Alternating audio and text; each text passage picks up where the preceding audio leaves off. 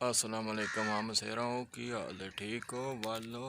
अज ना मैं एक डेरा उंदे ठीक है मझा छज्जा वेखण तुहानू विखाने ठीक है, तुहानू पसंद भी आउण दियां।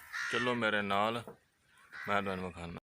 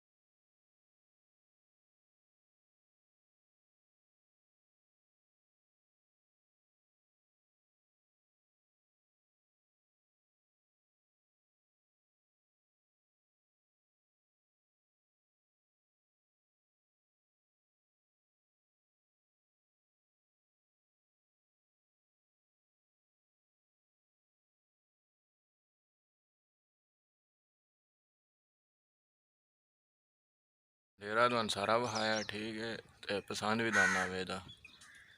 तो अगर तुहानू कोई मझां छज्जां की जरूरत हो साडे नाल राबता कर सकदा, असीं वेचदे भी हाँ ठीक है।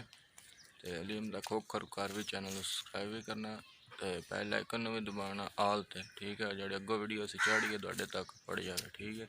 अल्लाह हाफिज़।